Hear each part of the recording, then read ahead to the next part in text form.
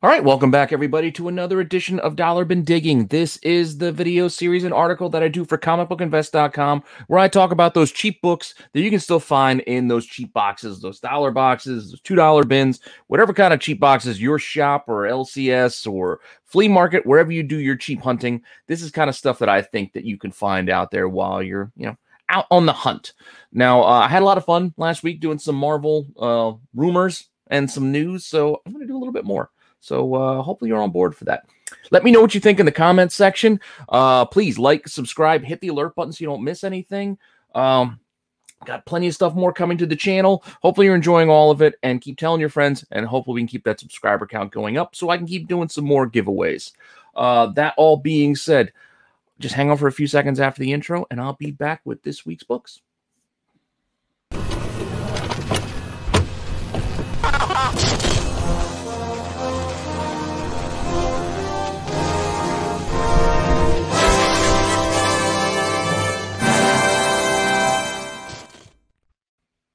Okay, so as I kind of teased there in the open, I am once again going to be focusing in on Marvel. Yes, I'm a little biased. Marvel is more my jam when it comes to comics, so I kind of lean that way a little bit. So I'm going to be covering a few more rumors and first appearances that we got from some news and rumors from this past week. So if you're not interested in rumors, then this probably isn't the video for you. So this is your warning now that I might be giving away things. Not that I have any inside knowledge of any of this stuff. Again, rumors are rumors. Being very clear with that. Not confirmed anywhere. So I don't consider it a spoiler if it's a rumor. It's just something people are saying. So take that with the biggest grain of salt that you can find, and let's just have fun. Point being, do not invest full market value for any of this stuff. In my opinion, this is stuff I'm telling you to go find in a cheap box. Stuff you can find for like $1 or $2, maybe cover at best, but no more than that, really. This is just things to take a flyer on. Who knows what could happen? That's all this video series is supposed to do. I'm not telling anybody to go buy these prices. I might be sharing the current prices and asking prices and sale prices. So that's just for informational purposes only. All right? Now that that's been made clear, and you've been given your warning about possible spoilers, again, these are just rumors that I've seen out there on the interwebs. Not coming from me. Stuff that I've seen. That's what I'm basing these picks on. So the first being Black Panther 2. So with Black Panther 2, there's currently a rumor out there floating around that it might introduce a certain character. And that character being T'Challa's son. Now, in the comics, T'Challa has a son with Storm named Azari. Now, we're probably not going to get that because, well, Storm isn't in the MCU as of yet. If they were to do anything similar, it's probably going to be Nakia, so that's going to try to change this story up completely.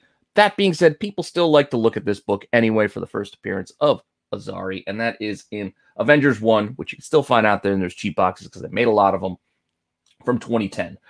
This is when the Bendis run, John Romita Jr. was doing the art on it. A lot of copies, couple of variants for that first cover. But in this issue, you get introduced to a whole slew of new Young Avengers here. The Next Avengers was the storyline. So you can see all the way there on the side of the screen, is Azari. And then you've got, Black Widow and Cap's son. I think it's James Rogers, named after Bucky. And then you've got Sif and Thor's daughter. You've got just a few characters, Mockingbird and Hawkeye, all heroes having their offspring as this part of Next Avengers. Now we're probably going to get some form of Young Avengers, Next Avengers in some way, in some fashion soon. But who knows who they'll be and what the makeup of that will be. So I think take it with a huge grain of salt that we're going to see Black Panther's son. But hey, it's still kind of fun to talk about. I mean, it is a rumor, sure. Again, I can't see the character being exactly the same anyway. So again, don't go buying at full market prices on these things because again, his mom's Storm, so you can see he has like electric powers. Where he's not going to get that if they do introduce him, a T'Challa Nakia son. He's not going to have lightning powers because he's not Storm's son. But that all being said, books still started to move a little bit this week due to this rumor. I mean, $10 in a lot of cases. I mean, there was a couple of sales for a little bit more and a little bit less, but the average was around $10 from what I could see from semi-recent sales. And if you want to go see what's actually out there and available, well, there are a few. $8 to $20 seem to be the ask, and people just mentioning it is first Azari in this issue, because it is true. It is the first appearance of Azari, but again, I don't know. I mean, he's already been adapted in an animated show. I don't know, was show or movie, but he's been adapted. Who knows? Who knows what we're gonna get? But again, it's just a rumor, folks, but still kind of fun. Just a book to go find and grab just for that fun little tidbit. Who knows? You know, and again, you're getting a whole slew of first appearances there with the next Avengers. If any of them pan out, this would be the book to have. So just keep that in mind. Now, our next option here is not a rumor per se, but more of a reveal. So this more falls into the news, I guess, aspect of it. And this is with No Way Home on this poster. You can see we get the first look that, yeah, he is returning. We are getting the Green Goblin back. So I know a lot of people were speculating on his return with the laughter in that early trailer. But now, if you look way back in that lightning, behind Spidey fighting Ock, there he is, flying on his glider. There is the Green Goblin. So looks like we're getting Willem Dafoe version of Green Goblin back in some fashion. Who knows how large or small the role may be, but it is lending credence to this Sinister Six idea coming out of this movie. Who knows? Who knows? Who knows what we're getting? But still a lot of fun. Now, you know, you're not going to find first appearance of Green Goblin, obviously, in a dollar box. Is that ASM 14? But you know what you might find is the movie adaptation where we get this version of Green Goblin, because you got to remember this No Way Home is going to be like a multiverse kind of bouncing around. We're going to have multiple Spider-Man possibly, or probably, and other characters from different kind of universes and versions of the Marvel universe kind of coming together. So technically, I guess these characters have these versions. So one would think the official movie adaptation of that initial Spider-Man movie by Sam Raimi is going to be the first appearance of that Norman Osborn that we get. So technically, that is the version we're getting. So why not look for that version's first appearance in comics, right? I mean, apart from this cover here, there is also the Walmart version that is not for resale. I guess it must have come with the DVD. I don't even remember how you got a hold of this book, but I do see a lot of these out there. So there is a lot printed of this version of it as well. This photo cover from the movie, but 2 covers. So keep that in mind. Again, it's the comic book first appearance of this version of the Green Goblin. So, I don't know. Interesting, right? We get Willem Dafoe's version back. It wasn't my favorite design, but hey, it is what it is. And I am looking forward to this Spider-Man movie, so we'll see what happens. What actually sold for this book? Well, again, this is a cheap book, so it's not going to have high prices. Don't expect to be paying a lot, and nor would I suggest anybody pay a lot for this. This is just for fun. We're seeing these rumors, we're seeing this news, and these are the books that I would be looking for. And you can see best offer on $8, which I think they actually accepted 6 on it, and then one sold that Walmart cover for $1.40. So not an expensive book. This official movie adaptation, but most adaptations don't have that high price on the aftermarket. I know the Batman book sold for a while there because of the first Jack Napier, and that was the character in the White Knight. But hey, for the most part, adaptations are plentiful, and yeah, they are what they are. But keep an eye out for them in the cheap boxes. And again, if you didn't feel like digging in a box, you can still get either version of this for $5 or less, really. I mean, again, not a hard book to find, but just kind of fun. Now, our next bit of news that will come with more speculation and rumor is that we have an update on Guardians of the Galaxy. So the rumor that will come out of this casting announcement is that James Gunn cast a actor from his Peacemaker series that is yet to be released, but apparently he was taken by I'm going to butcher his name, Chukwudi Iwuji, I want to say, in a mystery role that apparently every big name actor in Hollywood wanted to play, is the tease. So who could that be in Guardians 3? I mean, we already know we're getting Adam Warlock. That Will Poulter's already been cast, and the crew is back. So almost the main actor. So who could he be teasing? One would think that he's got to be talking about the villain, right? I mean, most actors that they're saying, everybody big star in Hollywood, that means most of like the bigger names are probably looking to play that villain in this film. So who could the villain possibly be? thinking through with Adam Warlock, I think a lot of people are speculating and guessing that it's going to be the High Evolutionary, which could be interesting.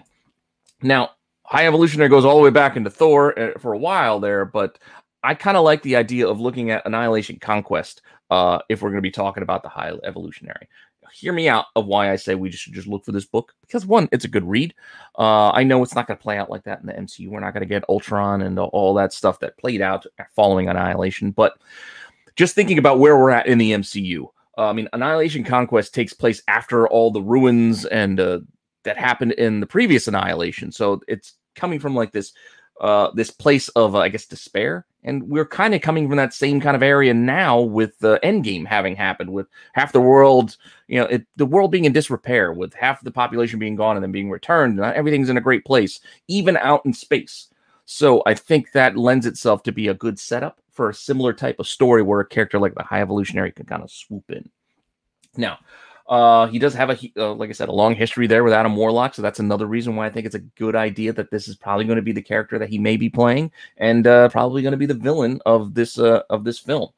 And like I said, there's a ton of different books, from the Evolutionary War to Counter Earth stuff, a lot of High Evolutionary stories. But like I said, just for fun, I'm looking at the Annihilation Conquest, because again, Marvel cherry picks things out. We didn't get Planet Hulk completely in Ragnarok. We got pieces that they liked from it. So they could just be taking pieces from this Conquest story to put into Guardians 3, including, look, this is another return of Adam Warlock. Not the main return, but we could be getting possibly this Cocoon return for Warlock and him learning. And I know a lot of this series had to do with Philavel, and you also got Moondragon characters also rumored at one time or another, but no one cast as of yet, but we can kind of hope. But yes, Evolutionary kind of views Warlock as his son, so we could have that father-son dynamics kind of thread playing out, just like we did in Guardians 2 with Ego and Star-Lord, but this time with the High Evolutionary and Adam Warlock. It could be an interesting way for Chris Pratt's character to kind of engage with Warlock in that way. But again, you get this nice, cool reveal at the end of the High Evolutionary in this story. So I don't know. I just think that's probably going to be the big bad. And, he runs throughout the series, and you see at the end, he just kind of bounces and it's just saying, this ain't my fight. And this story leads, and the reason why this book is also, not book, but this storyline is also kind of important, because it did lead to the creation of the new Guardians team. The one that we did get in the films mainly spun out of this. I mean, without Warlock, but now we're getting Warlock. But this Annihilation Conquest 6 is a very expensive book these days. There's a lot of copies listed for $200 raw now. That's just crazy to me. Tough book. I'm glad I did pay a little bit up to get one at the time, but what the prices are now, I don't think I could. But hey, just a good read, this entire series. So as I said, with the price of this issue alone, you're probably not going to get the whole series in the cheap boxes, but most of them are in those cheap boxes, and you get a cool cover on issue 5. It's just really issue 6 is going to be the tough one for you to grab, because it's expensive. But the rest of them, like I said, are cheap. And like I said, it's not going to play out exactly part of that storyline. I just think there's bits and pieces they could take from it, and it was a fun read anyway, that they could work into the story. Like I said, I don't know. Just throwing things out there. Just throwing things out there for cheap stuff to keep an eye out for. And as you can see, this book's cheap. $3 it's sold for. This is Conquest 1. And the only reason why I picked 1 and not the prologue issue, because there is a prologue issue, is because this is where High Evolutionary kind of entered the scene. And I would talk about High Evolutionary. If we wanted to talk about the prologue, I believe there was a cameo of Wraith, a character that Donny Cates loves. And I know that character got a little bit of attention for a while. I think he appears in that prologue issue, and then he has as a 4-issue mini as well. But that all being said, a few minis that came with this Conquest series. I think there was a Nova one. There might have been a Silver Surfer one. Ronan, the Accuser. Another character possibly could see back. I don't know. And Skrulls tie in with this story. There's just a lot of stuff in the cosmic universe that has already been introduced that it does have ties to this series, which is why, again, I'm pointing at it. And just kind of looking at it. It's just kind of fun. But what's available, again, you see, $3 it sells for. And if you want to buy one, it's up there for $3. So it's not an expensive book. So even if you find it a cheap box or not, it's a cheap buy-in if you wanted one. And just for like one more quick little bonus item, this is not going to be a book that you're going to find in those cheap boxes. I know I've talked about it a long time ago, a couple of years ago now. Most of them probably been picked clean, but it's always good to be mindful of these things. And since we're talking about Philavel, playing a major role in this storyline. You know, it's got that cool sword there, right there on that cover. Keep an eye out for her first appearance. You never know. So just be mindful and know the cover. So if you're flipping through a box, you see this Captain Marvel run, you know that this is first Philavel. She's not on the cover of this. This is, you know, Marvel there on the cover. But she is in the guts of this book in issue 16 or Legacy number 51 for Captain Marvel. But a lot of people know this cover because she's on the cover, which is the next issue. And sometimes you'll see these being sold as a set. But it's actually in issue 16 where she first appears in the final page splash, kind of like how... you know, Hulk 180 versus Hulk 181, a Taskmaster. Basically the things that my buddy Chris Nelms covered last week's, you know, Fisherman's Tale. So this is one of those last appearance, first appearances, and then they appear on the cover in the next issue. But, you know, just another one of those books. But for whatever reason, this one does do better than the first cover appearance. I don't know, but they, again, like I do, they do move a lot as sets, and she's had a lot of different looks. You can see her initial look there. She has that old school Captain Marvel outfit, but then she's also had like a space kind of look to her, longer hair. She has that cool sword, cape in some cases. So a lot of different looks for this character and potential. So they could cast in a number of different ways, and we wouldn't know. So I don't know. Not saying that she's going to be in the movie, but it would be cool if she was. I wouldn't mind seeing her. She was a character I did enjoy. And I did like our relationship with Moondragon. I thought that was kind of fun. And then you can tie in Drax, but I don't think they're going to get into all that. But who knows? Maybe they do.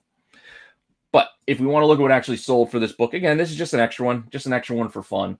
Captain Marvel 16. This thing, yeah, as I said, on its own, $34. Best offer on $45. And as I mentioned before, these sometimes sell in sets of 16 and 17. So it was up for $75, and they accepted $60. So $60 for the set. $34 for the individual issue. Not too bad. If you were to find it, you know, in a cheap box, this does all right. And if you're not going to find it for cheap online, if you go shopping for one, though. So if you want to go buy one just outright because you don't feel like digging, well, it's going to be about a $40 book, as you can see, based on those prices. So definitely not a cheap one. Like I said, people have known about this book and have speculated on this character for a while now. So it's not going to be an easy find in those cheap boxes, but always be mindful because you still find them occasionally. You always see people find them. Somebody finds them because they're out there. So just know what you're looking for. But that's all I got this week. I know it's a little bit of a short one, a little weird one with some of these picks and some of these characters. But hey, I'm just having fun talking about comics. Hopefully you're having fun going through this stuff with me. If you are, let me know in the comments. Please like, subscribe, hit the alert buttons so you don't miss anything. Again, I appreciate you all stopping in, checking in on the content here. And yeah, make sure you go read the article over on comicbookinvest.com and come back here every day for new content in one form or another. And I will see you guys soon. All right, later.